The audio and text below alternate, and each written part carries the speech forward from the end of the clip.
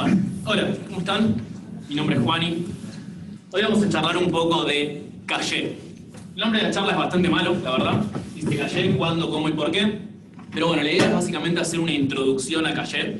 Y como ya está súper quemado decir Caché one-on-one o todas las cosas one-on-one, lo que tratamos fue de ponerle un nombre distinto. Antes de arrancar, quería hacer un par de preguntas.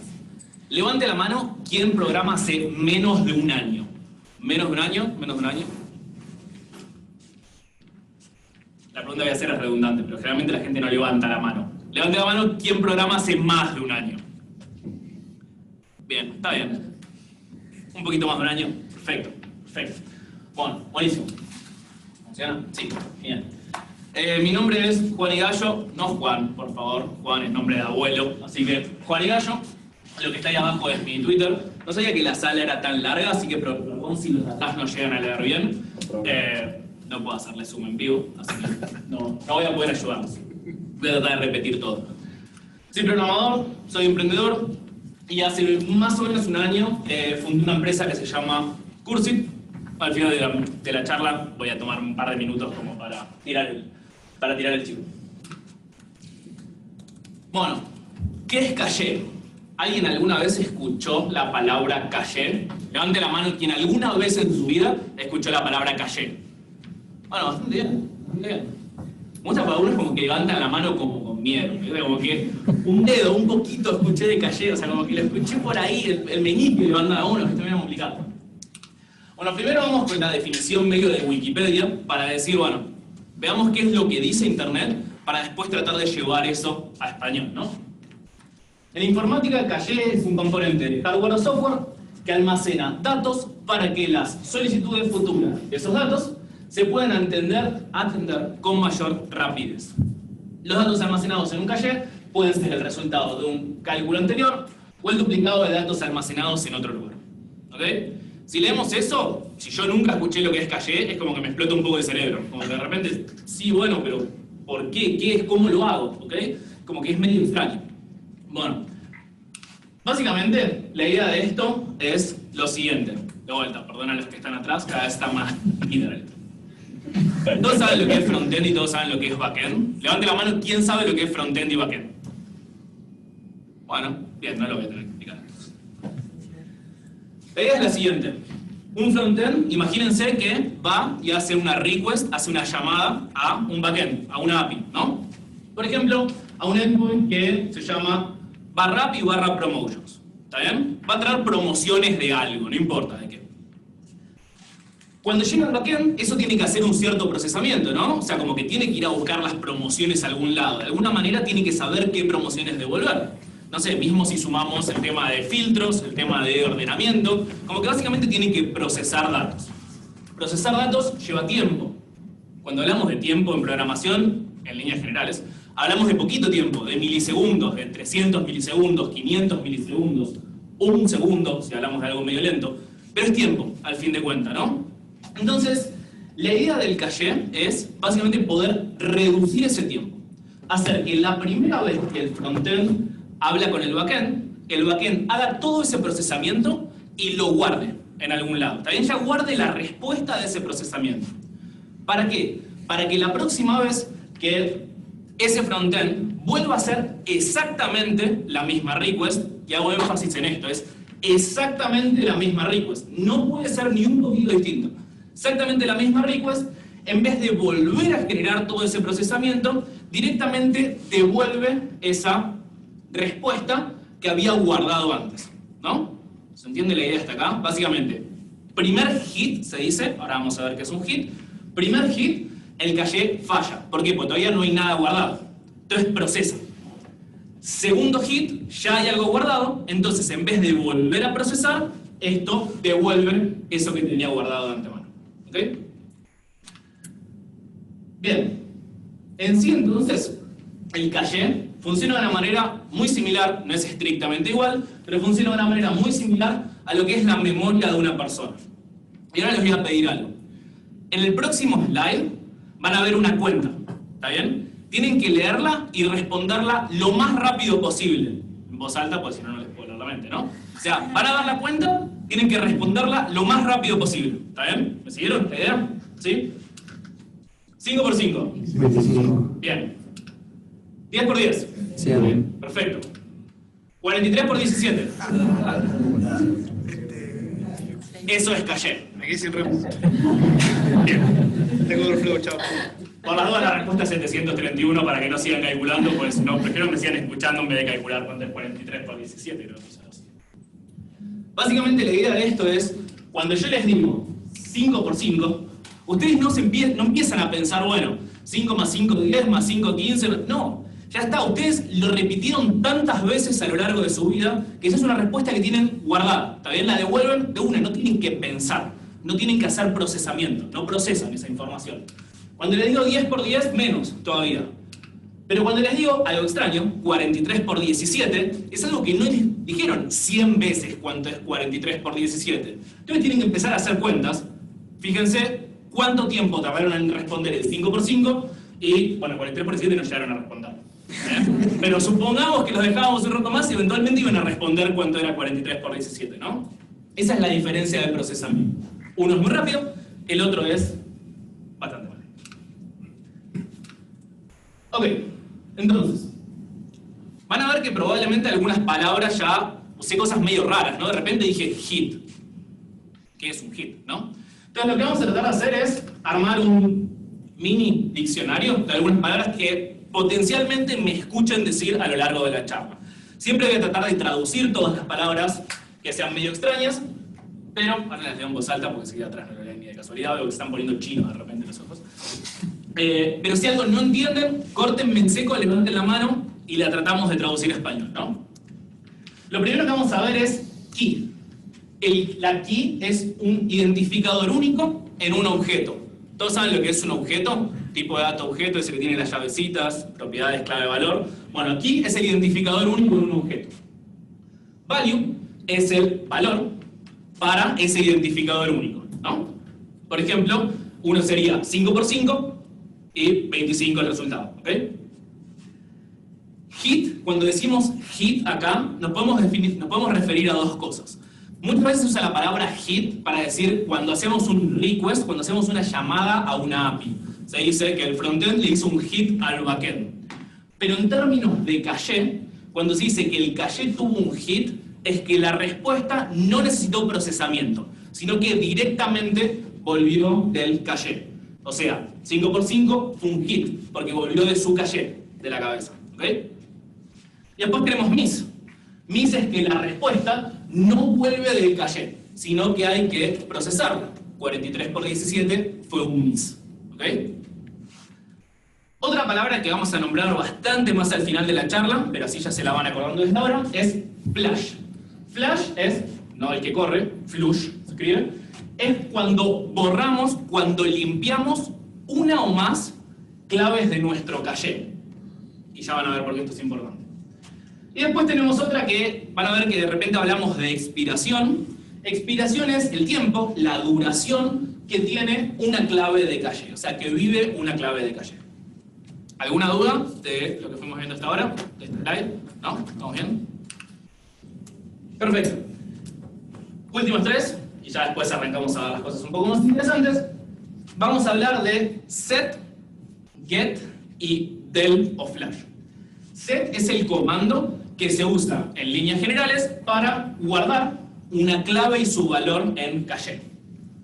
Get es el comando que usamos para leer ese valor en base a una clave de caché. Y del o flash es el comando que usamos para eliminar una clave del caché. Si bien no vamos a ver estrictamente tecnología, o sea, no vamos a ver código de cómo se escribe caché, llegando al final de la charla vamos a ver varias herramientas que van a poder usar y les voy a recomendar un par en base a los distintos tipos de caché que vamos a ir viendo. Entonces, esto que están viendo acá, bueno, el puntero obviamente no me sirve, esto que están viendo acá no les va a servir estrictamente para la charla, pero les va a servir para cuando vayan a codear y aplicar lo que es caché. ¿Okay? Bueno, como les decía antes, 5 por 5 fue un hit, 10 por 10 fue un hit y 43 por 17 fue un miss. No porque le hayan errado algo, sino por los términos que vimos recién, hit y miss a nivel caché. Bueno, sí, buenísimo. Pero ¿para qué nos sirve el caché? medio como que lo fuimos explicando recién cuando íbamos hablando. Principalmente nos va a servir para dos cosas. La primera es para mejorar la velocidad. Fíjense, 5 por 5, 25. 43 por 17, caos. Tenemos una diferencia de tiempo. La segunda es para reducir el procesamiento. ¿Por qué? Porque para nuestro servidor es mucho menos costoso devolver una respuesta que tiene directamente ahí guardada que tener que pensar cuánto es 43 por 17. ¿Está bien? Entonces vamos a reducir dos cosas que en líneas generales están relacionadas. Una es vamos a mejorar nuestra velocidad. Dos es vamos a ver una reducción en nuestro procesamiento de nuestro servidor. ¿Bien hasta acá? Creo que las ventajas como que son bastante claras. Les pregunto, todavía no lo conté, así que no tienen por qué saberlo. ¿Se les ocurre alguna desventaja de esto? Hola, ¿cómo andás? ¿Se les ocurre alguna desventaja de esto? Sí, veo una mano por allá. Que la información cambie.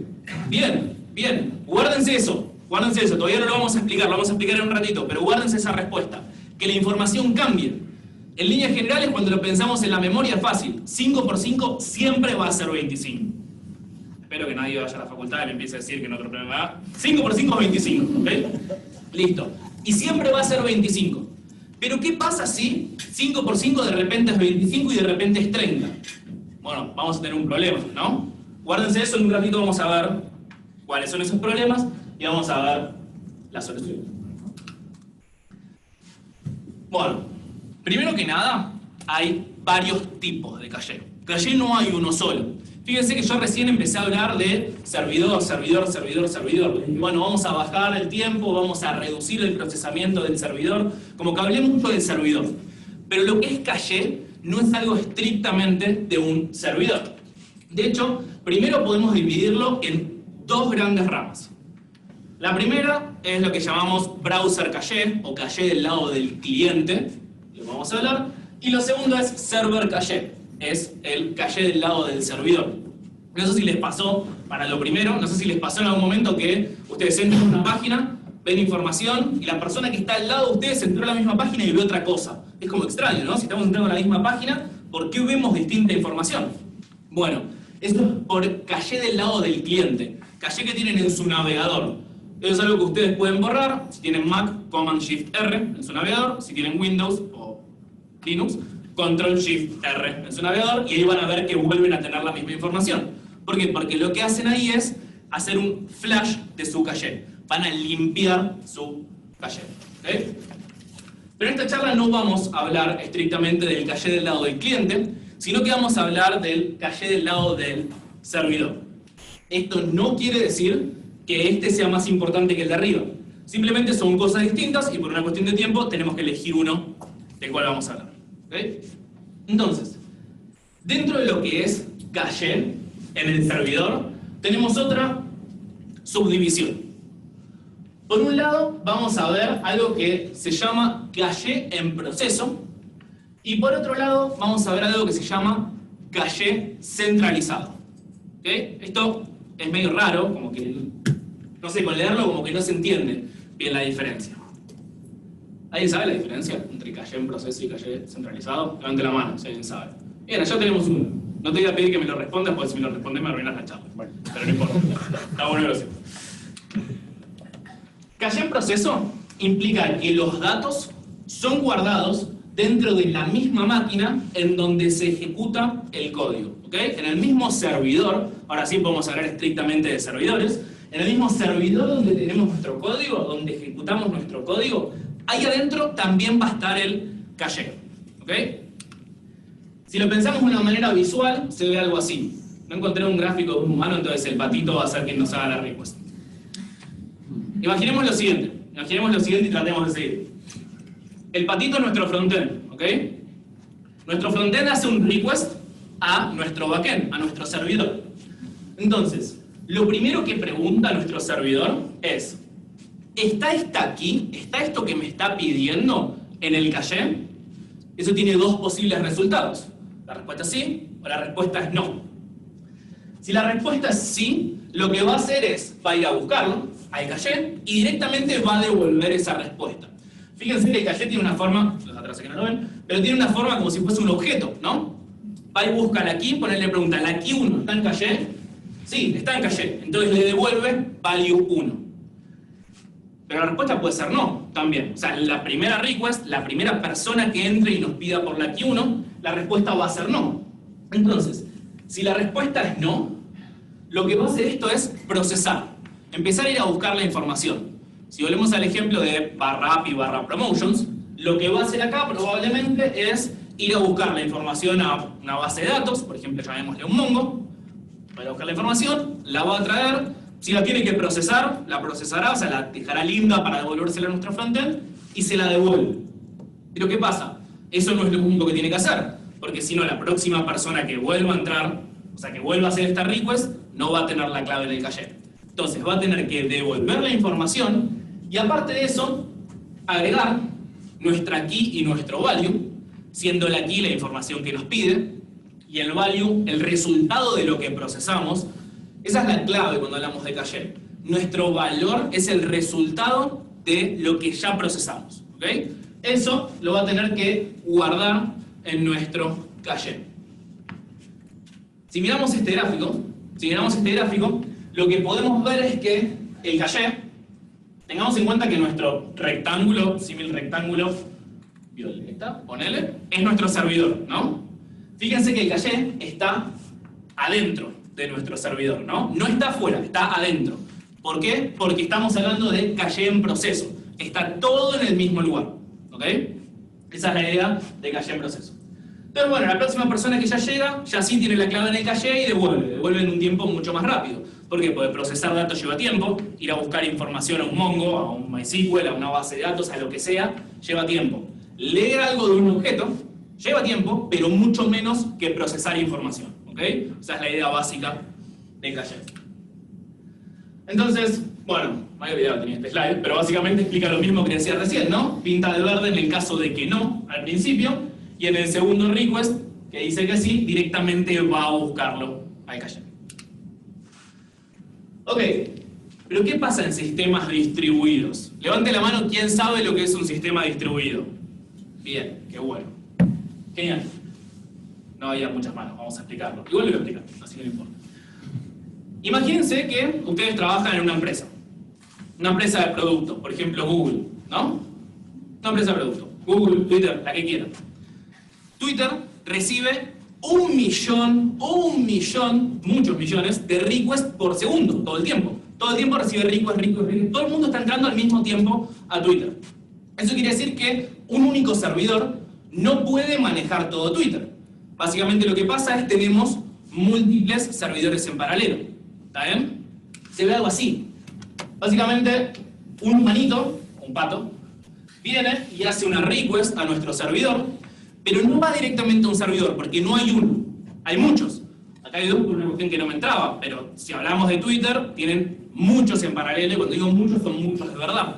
Entonces, nuestro request en realidad llega a algo que se llama un load balancer. Un load balancer es un balanceador de carga.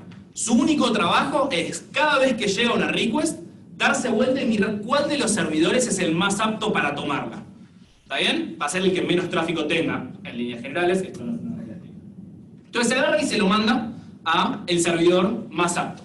¿Está bien? Eso quiere decir que si tenemos dos servidores con el mismo código, se vería algo así, ¿no? Nos llega una request y nuestro load balancer dice, bueno, ¿lo mando acá arriba o lo mando al de abajo? Como que toma una elección. ¿Bien? Eso es un sistema distribuido. Es un mismo código distribuido a lo largo de muchos servidores. ¿Ok? Entonces, imaginemos que llega nuestra primera request y nuestro load balancer decide que el servidor de arriba, servidor 1, digámosle, es el más apto para manejarla. ¿Bien? Si pasa eso, vamos a ver exactamente el mismo proceso que vimos cuando teníamos una máquina. Entra, pregunta si la clave está en caché, la respuesta es no, viene, hace el procesamiento de datos y lo guarda en nuestro objetito, ¿bien? En nuestro caché. ¿Perfecto? ¿Ustedes me siguen? ¿Sí? Así como el platito. Bien. Entonces, el resultado por ahora, sin ninguna request, sin nada, sería dos servidores donde el servidor de arriba tiene en caché key 1 igual a valor 1. El servidor de abajo no tiene nada porque no recibió request hasta ahora. ¿Ok? Imaginemos que 2 minutos más tarde llega otra request, ¿no? Esto definitivamente no es Twitter. Twitter recibe muchos más requests cada 2 minutos. Entonces, imaginemos que el load balancer ahora decide que el servidor más apto es el que está abajo. Esto estoy preparándolo como para que funcione parejo, ¿no? Un load balancer no siempre hace esto, lo va a tirar para cualquier lado. Pero imaginemos que hace primero, el primer request en el de arriba, segundo request en el de abajo. Lo que va a pasar es, va a preguntar, ¿está esta clave en caché? Y la respuesta va a ser no. ¿Por qué? Porque esto es otro servidor. Y como nuestro caché está metido adentro de nuestro servidor, este caché está vacío por ahora. Eso quiere decir que vamos a tener que volver a procesar los datos y vamos a tener que guardarlo de vuelta en nuestro caché de abajo. Entonces nos quedaría algo así.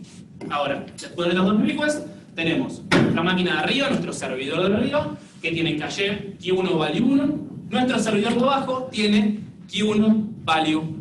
¿Bien? ¿Acá estamos bien? Esto es un caso ideal, buenísimo, listo.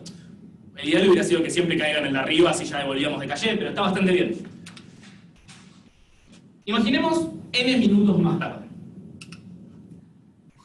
¿Se acuerdan que antes les dije, cuando vimos terminología, les había dicho que las claves de caché tienen una expiración? ¿Por qué tienen una expiración? Por lo que nos habían dicho ya en esa respuesta que les pedí que guarden, que es la información eventualmente cambia. Entonces el caché después de n minutos, n horas, n días, lo que ustedes configuren, eventualmente se borra, ¿está bien? Se va, deja de existir. Entonces imaginemos que después de n minutos se borró nuestra clave del servidor de arriba, ¿no? Eso quiere decir que el servidor de arriba quedó con un caché vacío y el servidor de abajo quedó con un caché que tiene Q1 value 1, ¿está bien? Esto ya empieza a ser un problema. De a poquito empieza a ser un problema. ¿Por qué?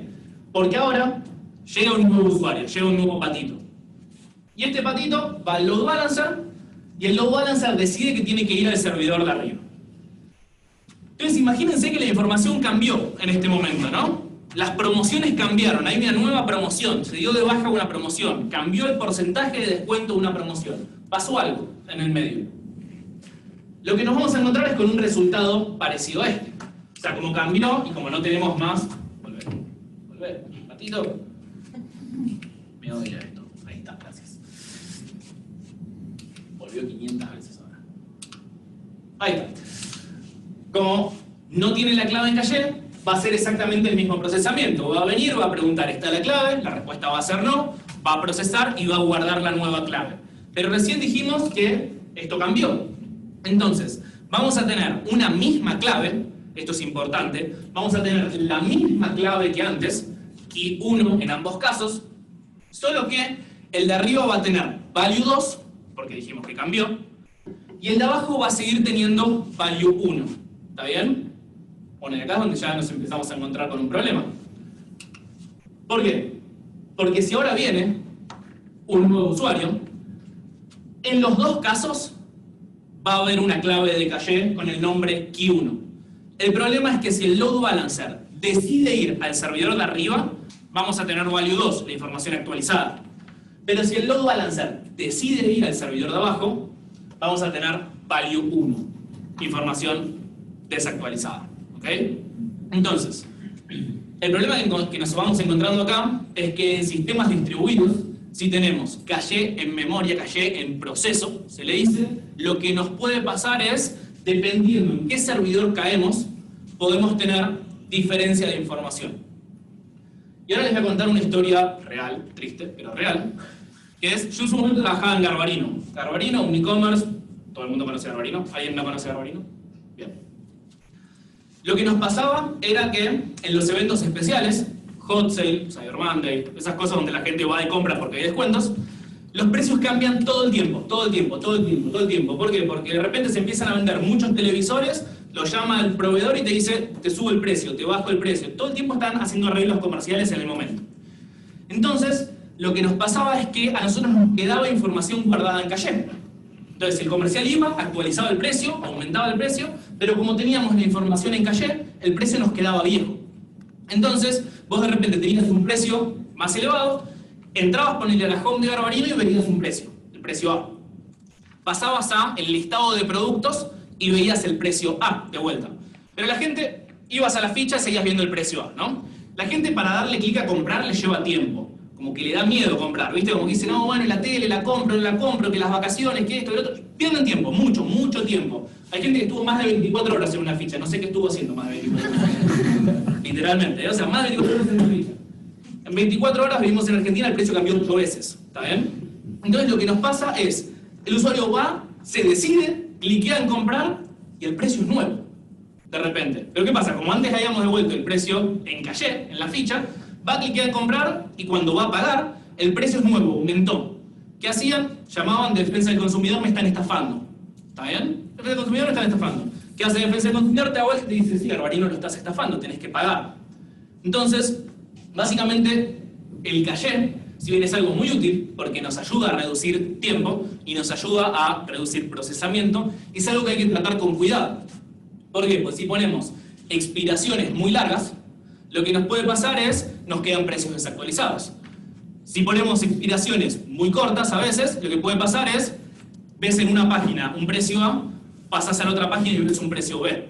Generalmente si es de la home a la ficha no pasa nada, la gente dice, bueno, aumentó. Pero si es en el momento que cliquean en comprar, ahí se enojan, siempre. Se enojan y te hacen perder plata, muchas, y te denuncian.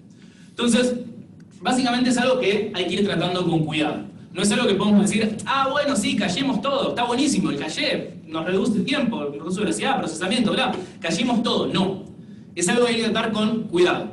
Hay que ir revisando bien qué estrategia tomar y qué cosas queremos callar y qué cosas no. En líneas generales, callar precios suele ser una mala idea en Argentina. ¿Por qué? Porque los precios fluctúan, los precios cambian. ¿Ok? Lo segundo que habíamos visto es algo que se llama caché centralizado. El caché centralizado implica que los datos son guardados en un servidor externo al que procesa los datos. ¿Está bien? Eso se ve algo así. Tenemos un patito, que el patito va al primer servidor, o sea, le hace la request al primer servidor. Le fui sacando las palabras, es lo mismo que teníamos antes, ¿no? Entonces, si la clave no está en caché, viene a hacer el procesamiento y lo guarda. Si la clave está en caché, va directamente a buscarla. Pero si miran la diferencia, ahora nuestro simbolito de base de datos, ponele, está por fuera del servidor, ¿está bien? Está por fuera de nuestro servidor principal, el que procesa los datos. Eso quiere decir que esto no va a hacer todo en el mismo lugar, sino que va a ir a buscarlo literalmente a otra máquina. ¿Bien? El proceso es algo bastante parecido. Tipo, viene... No, ahí. Viene, si no la encuentra, procesa, guarda. Viene, si la encuentra, va a buscar. Entonces acá pregunto, ¿qué pasa en sistemas distribuidos? Exactamente lo mismo que antes, ¿no? ¿Qué pasa si no es mi proyecto, que tiene un solo servidor, que es Twitter, que tiene 100 servidores para mantener la home? Bueno, nos encontramos algo así. De repente un par más de flechitas, ¿no? La idea de sistemas distribuidos con un caché centralizado es, tenemos múltiples servidores, pero todos se conectan a un mismo caché centralizado. No se dejen confundir que acá haya uno y acá haya dos, no quiere decir que esto siempre escale, y que esto no. Esto también puede crecer de forma horizontal, o sea, podemos tener muchas máquinas que nos sirvan para tener caché. La idea del caché centralizado es que si tenemos dos, por ejemplo, un mismo caché, o sea, un mismo servidor que maneje el caché, pueda servir a esas dos máquinas. Entonces, si lo chequeamos acá, si lo chequeamos acá, si tenemos nuestro request que llega al primer usuario, puede caer en el caso de arriba, no va a estar en el caché, va a procesar y lo va a guardar. ¿Ok? Ahora imaginemos que el segundo request cae en el de abajo. Pregunto. Cuando venga y pregunte, ¿la clave está en caché? ¿Cuál va a ser la respuesta? ¿Sí o no? Sí. Sí, ¿por qué? Porque el caché es algo que está por fuera. Entonces, como ya lo guardó alguien en el servidor de arriba, básicamente la clave ya está en caché. No tiene que volver a procesar los datos, no tiene que volver a guardarlo como en un caché separado. Es todo un mismo caché el que maneja la información. ¿Cuál les gusta más? ¿El en proceso o el centralizado? Bueno, ya les voy a contar que no hay uno estrictamente mejor que el otro, que lo que vamos a tener que hacer es decidirlo en base a nuestro código. Pero sí, a simple vista descentralizado parece mejor, ¿no? Porque básicamente, mínimamente no vas a tener el problema de desfasaje de información. Mientras que hablemos en esta escala. Como les dije antes, lo que puede pasar es que esto escale a 100 servidores y un solo caché centralizado, o sea, una maquinita de caché centralizado, no va a poder bancarse 100 requests en el mismo milisegundo. Bueno, 100 sí, pero si hablamos de miles, no se las va a poder bancar en el mismo milisegundo, ¿ok? Pero por lo menos, en cosas más controladas, este parecería ser mejor, ¿verdad? Entonces, charlemos un poco. Vamos a tratar de analizar las pros y las contras del caché en proceso y el caché centralizado, de consistencia de datos, velocidad y costo. Consistencia de datos es, bueno, en cuál de los dos los datos están mejor, van a venir siempre lo mismo. En cuál de los dos tengo más chances de que me vengan información distinta. A nivel velocidad es cuál de los dos va a responder más rápido.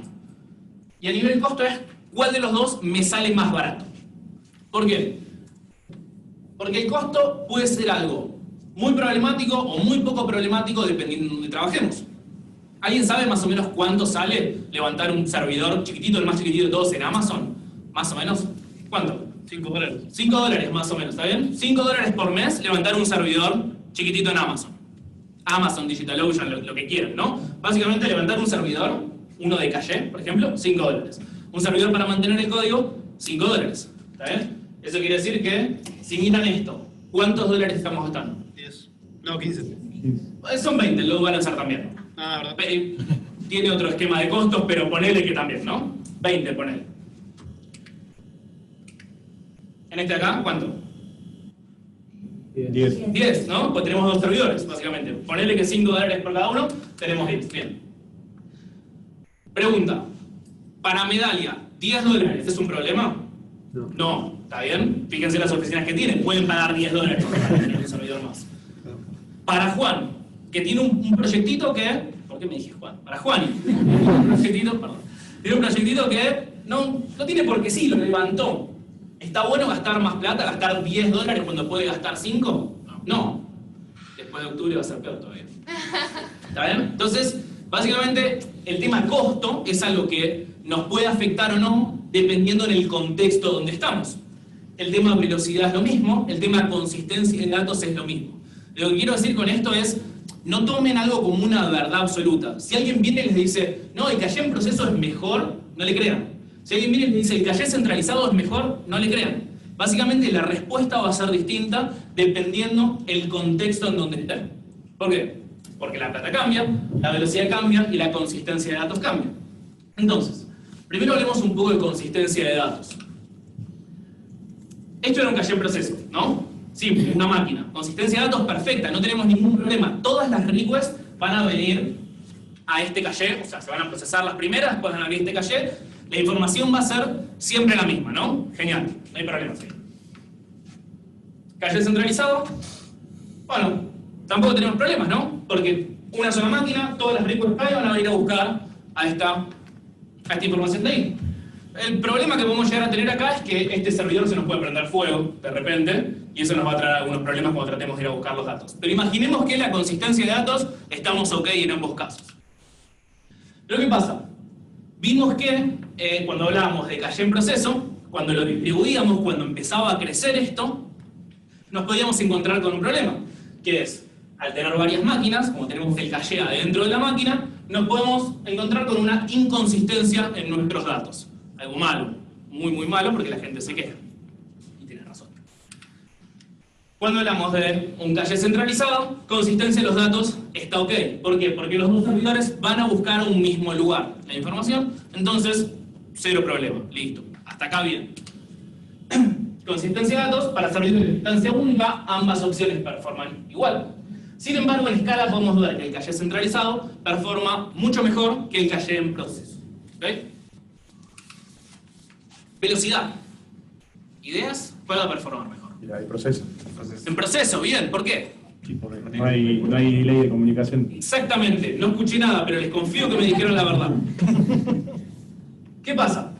Cuando hablamos de caché centralizado, todas las flechitas llevan tiempo. ¿está bien? Ir de un punto A a un punto B lleva tiempo, milisegundos, de vuelta, estamos hablando en milisegundos, pero lleva tiempo, son milisegundos.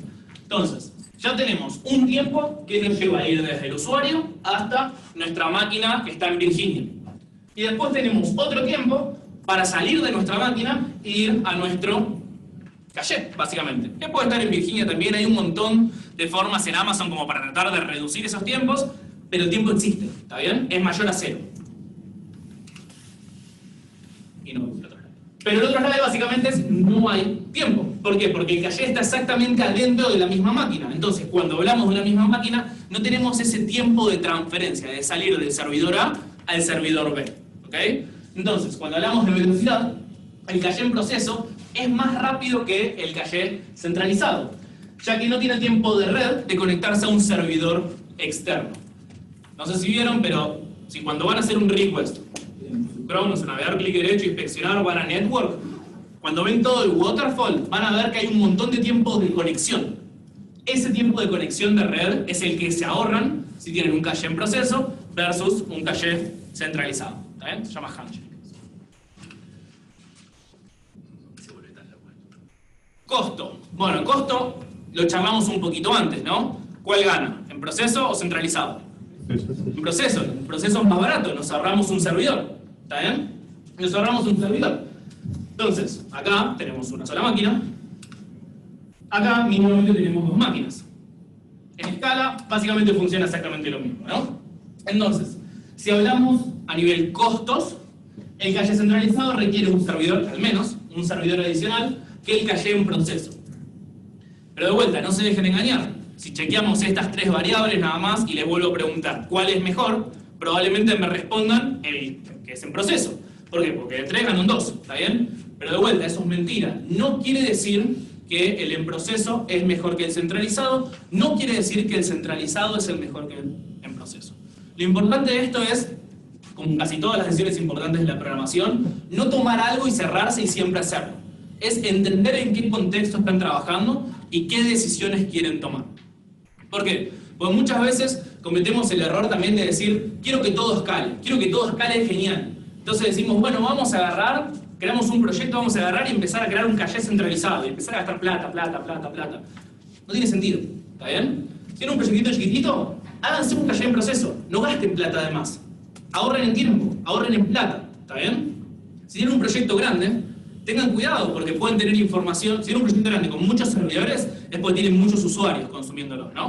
Entonces ahí no ahorren plata, gasten la plata en algo que valga la pena, en tener información consistente. Si ustedes no tienen información consistente, sus usuarios se van a enojar, se van a ir a otro lado. Si ustedes tienen información consistente, sus usuarios van a estar felices, se van a quedar con ustedes. ¿Está bien? Entonces, de vuelta, no estoy generalizando. No me escuchen literalmente lo que estoy diciendo. Miren el contexto, ese es el punto importante. Bueno, ¿cuál es mejor? Lo que charlamos recién. No hay uno que es mejor. ¿Está bien? No hay uno que es mejor. Hay que siempre pensar en el contexto.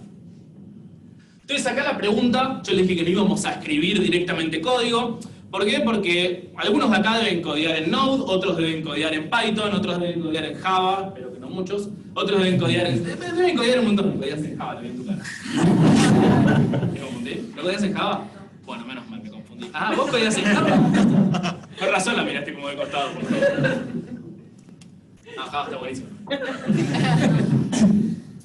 Entonces, no vamos a hablar estrictamente de cómo agregar caché a un proyecto, pero la idea es empezar a charlar un poquito de, bueno, a ver, sí, buenísimo, entendí las diferencias, pero ¿qué hago ahora? Llego a mi casa, quiero agregar caché a un proyecto, ¿qué hago?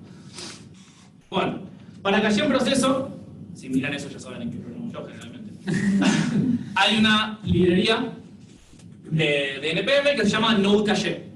Piensen que caché en proceso lo que hace es lo mete literalmente adentro de su código. Entonces, o van a tener que codearse ustedes su propio caché, pueden ser, no digo que esté mal, pueden hacerlo, o usar alguna librería que maneje caché. ¿Por qué alguna librería? Porque está dentro de su código, ¿está bien?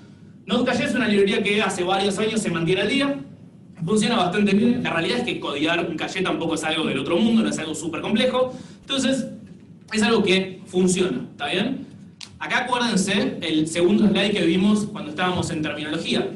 Si tratan de agregarlo, van a tener que usar los comandos set, get y del para después manejar ese caché.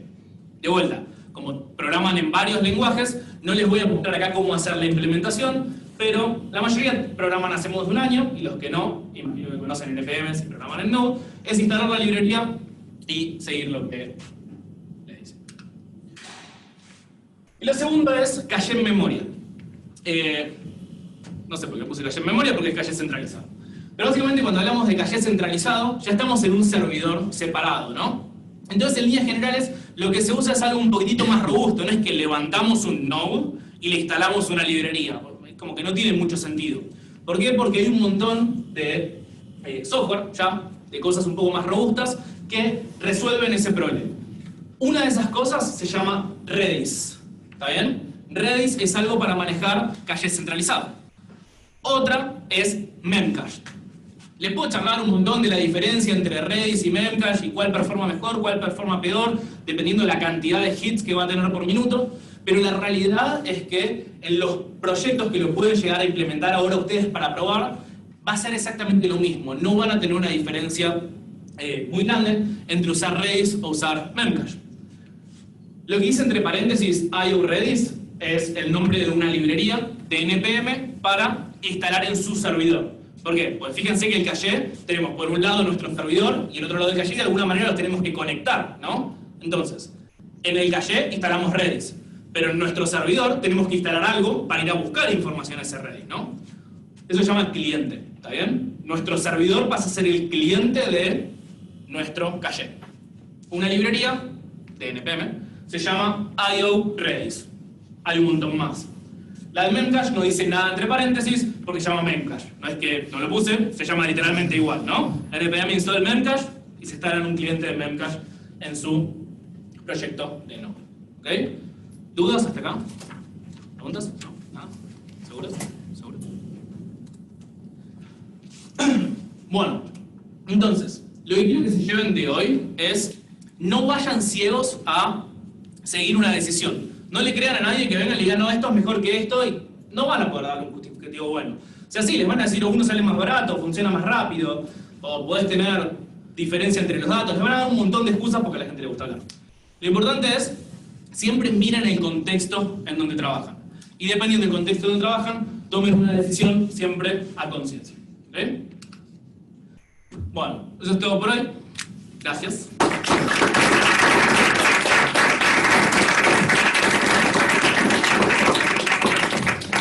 Viene el mini chivo. Sí, una pregunta. Una pregunta. Quisiera saber más específicamente si hay algún ejemplo en cuál conviene usar memoria caché, porque así como en teoría me parece perfecto, me puedo imaginar, pero en la práctica, imaginarme en qué casos conviene usar memoria caché, en qué casos no. Solamente para volverlo a la realidad. Ok. Dijiste ¿Cuándo usar con caché, precios, no? Dijiste precios en Garbarino, decía, bueno, sí, precios parece una mala opción, pero ¿en dónde en un proyecto se puede usar más comúnmente? Bueno, cualquier endpoint o cualquier proceso que tenga mucho tráfico y cambie poco es el caso ideal. Sí, o sea, si vos tenés algo que tengas mucho tráfico y cambie poco es ideal. Algo, por ejemplo, que puede ser, si tratamos de seguir el mismo ejemplo de Garbarino, puede ser en el listado de productos pensar en filtros. El proceso de filtrar información es costoso. Y hay ciertos filtros que la gente hace todo el tiempo. ¿Por qué? Porque entran a un listado, o sea, un listado de ofertas, y siempre filtran por televisores. Siempre. ¿Qué pasa? De todos los productos de Garbarino, filtrar por televisores es algo costoso, lleva tiempo. Entonces, como vos decís, bueno, la gente todo el tiempo filtra por televisores, podés decir, bueno, hago un caché de 5 minutos, por decirte algo. Entonces, en el peor de los casos que tenés ahí es, si se agrega un nuevo televisor, por 5 minutos los usuarios no lo van a ver. Pero no es algo tan grave. ¿Por qué? Porque después de 5 minutos ya vuelve a aparecer ese televisor. La información es como que no está y ahora hay información nueva. No es algo que te cambie en sí. Entonces, te ahorras todo este proceso de filtrado para todos los usuarios que tenés. Si hablas de un proyecto chiquitito, hasta te diría que en la mayoría de los casos no vas a tener un problema de caché. Pues si tienes un proyecto chiquitito, tipo, vas a tener muy poco procesamiento, vas a tener muy pocas requests. Entonces, hasta te diría, no agregues caché a tu proyecto ahí. Pero si vos tenés un proyecto, como decíamos recién, para algo que necesite filtros, que necesite ordenamiento, que los usuarios hagan mucho, ahí es como el punto clave. Perfecto. Otro ejemplo, ponele, es, nosotros en Cursit tenemos un listado con las clases. todos los usuarios caen ahí cuando entran a los cursos, ¿está bien? Ves las últimas 10 clases, ponele. Las clases hay una por día. Entonces, ¿para qué voy a ir a buscar todo el tiempo cada vez que alguien entra las clases a la API si literalmente cambian una vez por día? Entonces te pongo un caché de 12 horas, un caché de 1 hora, de 2 horas, del tiempo que quieras, algo que analices, y vos decís, listo, le ahorré todas esas llamadas a mi cliente y a mi servidor. ¿Se entendió la idea? ¿Alguna otra pregunta más que tengan? Sí. Sí, si uno está haciendo una llamada a un servidor, claro que la primera vez no cuenta como una llamada y eso es lo que se guarda en el caché. Pero si está haciendo esa llamada por segunda vez, ¿eso cuenta como un request al servidor también? Sí cuenta. ¿Por qué? Sí, si está, supongo, un límite de, no sé, 5.000 llamadas, ¿puede alcanzar el límite incluso si es solo el caché? Sí, porque acá estamos hablando de caché del lado del servidor. Entonces, el cliente siempre hace la llamada del servidor. Lo que nos ahorramos acá es el procesamiento de ese servidor o que el servidor vaya a buscar información externa. En líneas generales, en proyectos grandes, como que no tenemos un solo request. Es como que nuestro usuario sí le hace un request a un servidor, pero ese servidor para devolver la información va a 5 lados distintos. No sé, ponele, sigamos con el caso de Garbarino. Cuando ustedes entran y ven un listado de productos, en realidad no están viendo solo un listado de productos.